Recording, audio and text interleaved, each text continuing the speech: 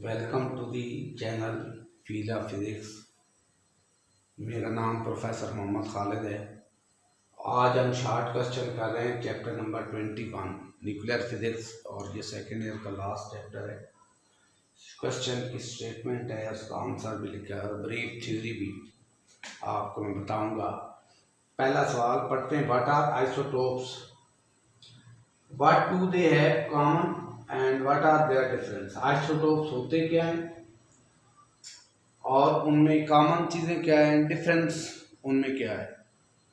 Same element के atom जिनका atomic number same हो और एटॉमिक मैस डिफरेंट हो, ये हाइड्रोजन, ड्यूटेरियम, ट्रिटियम, ये हाइड्रोजन की आइसोटोप्स है।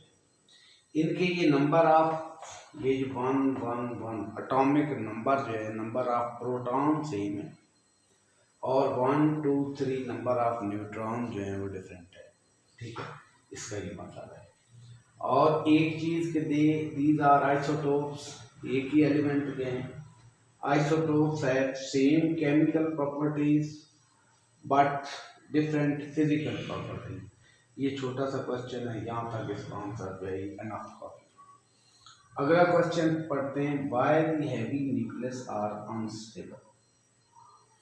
हैवी न्यूक्लियस अनस्टेबल क्यों होता है? पहले तो ये याद रखना, एक टर्म है बाइंडिंग एनर्जी पर न्यूक्लियन। अगर आप बाइंडिंग एनर्जी का कर्व देखें, यहाँ पे वो स्पेस नहीं है, हम आपको बता रहे हैं। बाइंडिंग एनर्जी के कर्व में यहाँ पे बना देता हूँ, उसकी ये शेप है, ऐसे जाता है, ऐसे ऐसे ऐसे।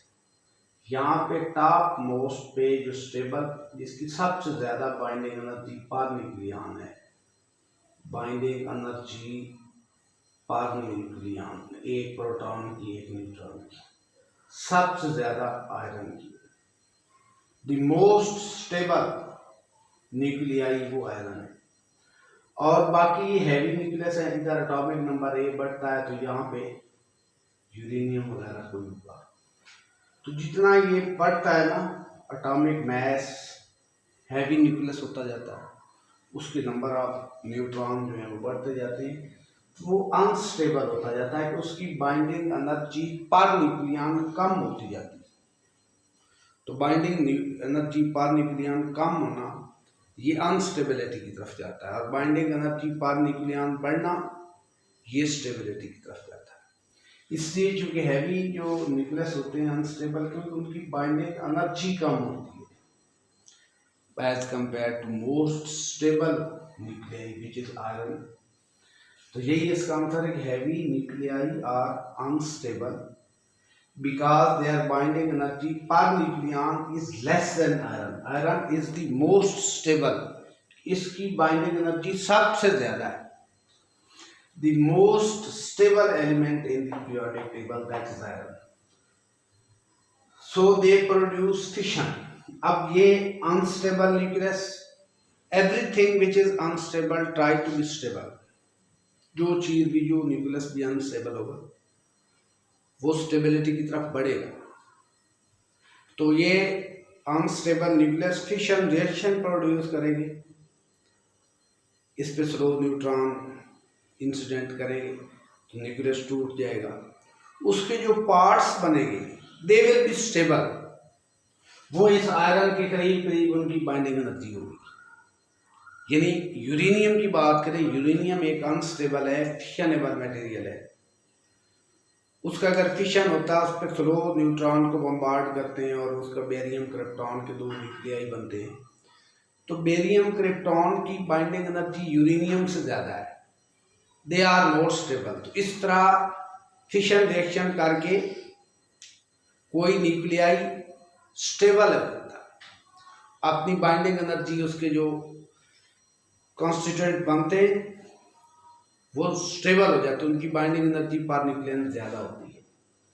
तो इसलिए हैवी न्यूक्लियस एटॉमिक नंबर बढ़ता है, न्यूक्लियस हैवी होता जाता है, बाइंडिंग एनर्जी कम होती जाती है। अनस्टेबल होते, अनस्टेबल से ये स्टेबिलिटी की तरफ मूव करते by making fission reaction. Fission reaction से इनके न्यूक्लियस ब्रेक होते हैं दो पार्ट्स में, और वो जो दो पार्ट्स बनते हैं वो उनकी बाइंडिंग एनर्जी इससे ज़्यादा होती है, आयरन के करीब करीब होती है। आयरन जितनी नहीं होती लेकिन इसके करीब करीब होती है। यही वजह है कि हैवी न्यूक्लियस अनस्टेबल होते हैं। Next question is, in nucleus is nucleus has half life of 1 year. Does this mean that it will be completely decayed after 2 years? एक जो है वो न्यूक्लियाई है, उसके अंदर प्रोटॉन है, न्यूट्रॉन है, वो डिके हो रहा है, यानी उससे अल्फा बीटा गैमा पार्टिकल जो है वो एमिट हो रहे हैं। उसका हाफ लाइफ 1 ईयर है, ठीक है।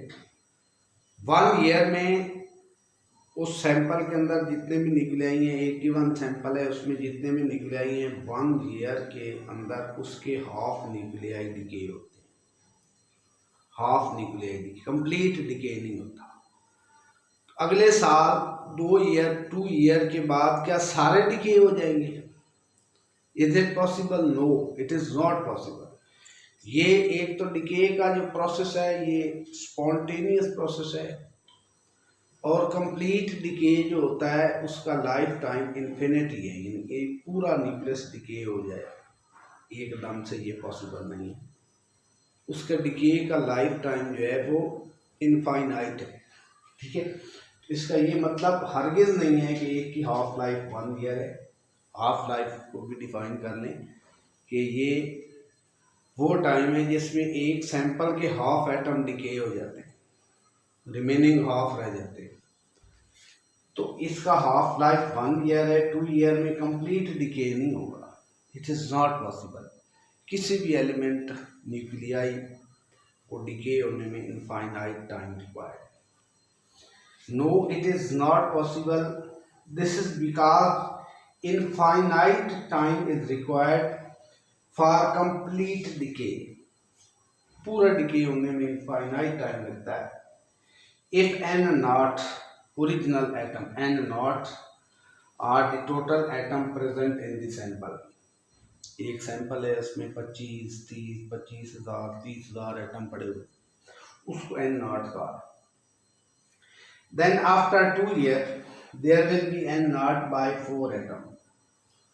n नॉट बाई 4 ईयर आधे भी कहे हुए। देखो n नॉट स्टार्ट में, एक साल के बाद कितने रह गए? आधे डिके हो गए, n नॉट बाई 2।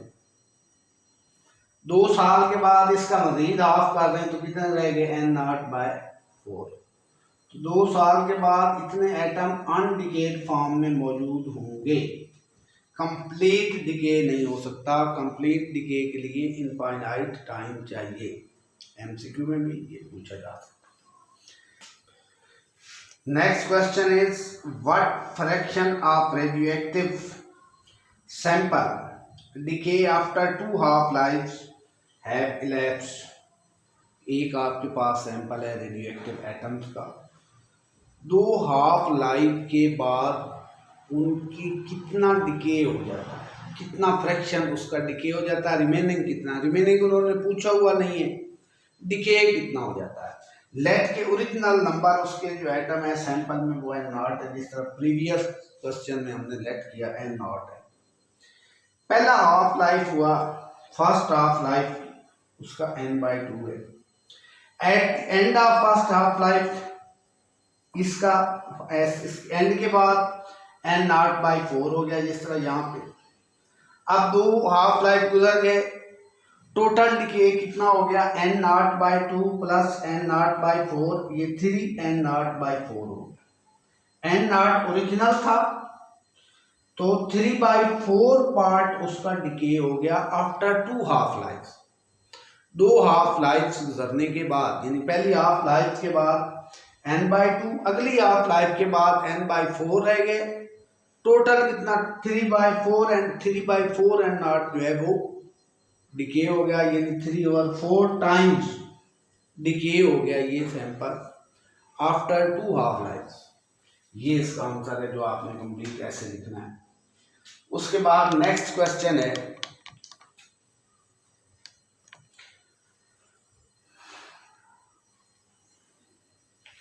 एक हमारे पास रेडियोएक्टिव एलिमेंट है Ra22688, इसका हाफ लाइफ है 1.6 10 की power 3 years.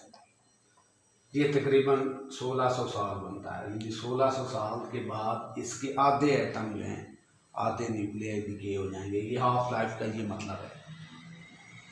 Since earth is about 5 billion year old, how can you explain why we still find this element in nature?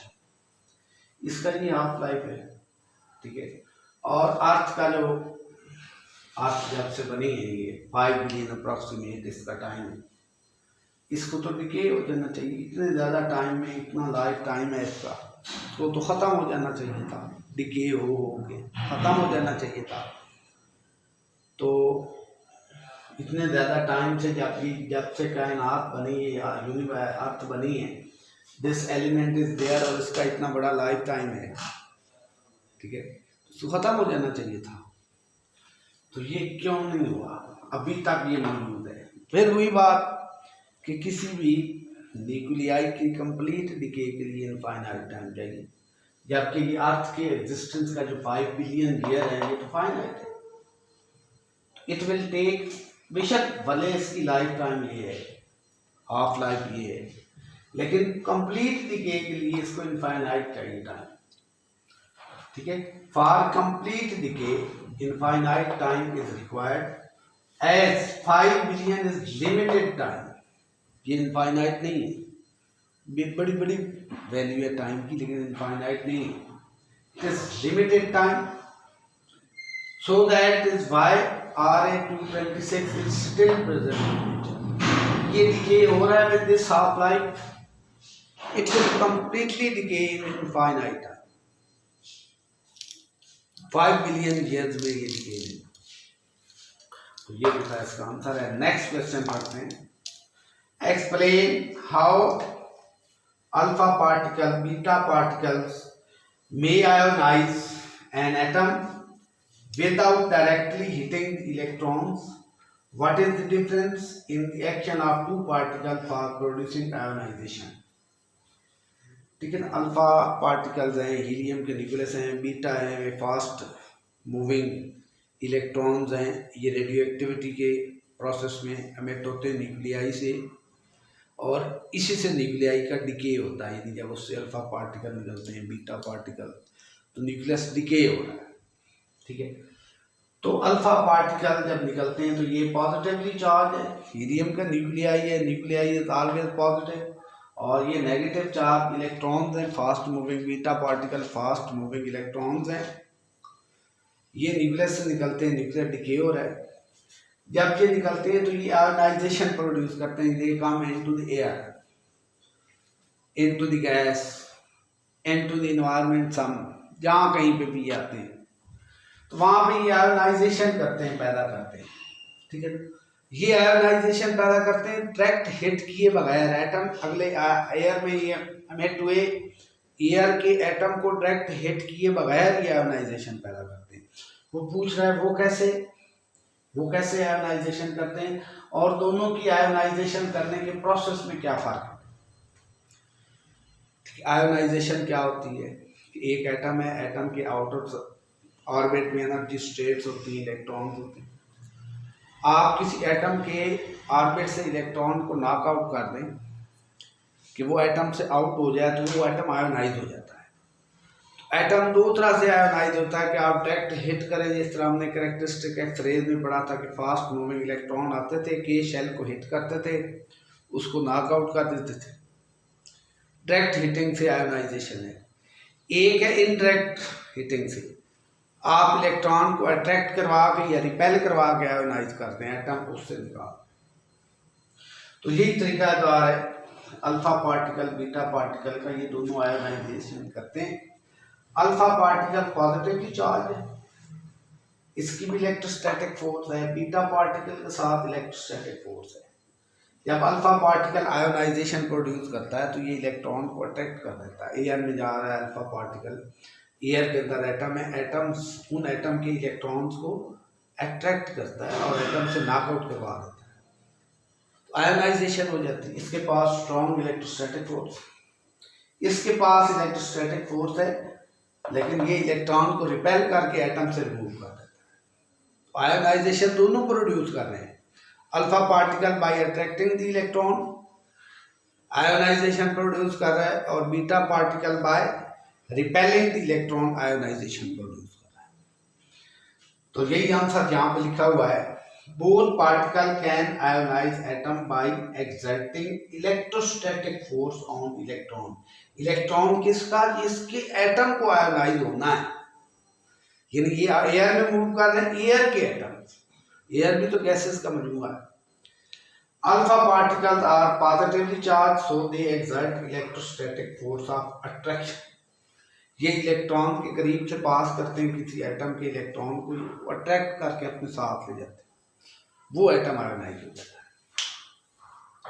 Beta particle being negatively charge, beta particle पे negative charge है, exert electrostatic force, जो repulsive force exert करते हैं, और repulsive force exert करके electron को उस air के एटम से डिटैच कर देते हैं, तब भी एटम आयोनाइज हो जाता है। यानी अल्फा पार्टिकल जो है ये अट्रैक्शन से एटम को आयोनाइज करता है, अट्रैक्शन से उससे इलेक्ट्रॉन तोड़ता है, और जो बीटा पार्टिकल है ये रिपल्शन से इलेक्ट्रॉन को एटम से निकालता है, आयोनाइज करता है।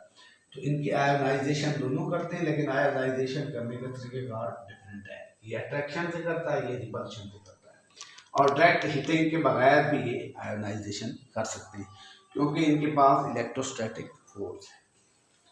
Next question, a particle which produce more ionisation is less penetrating bye.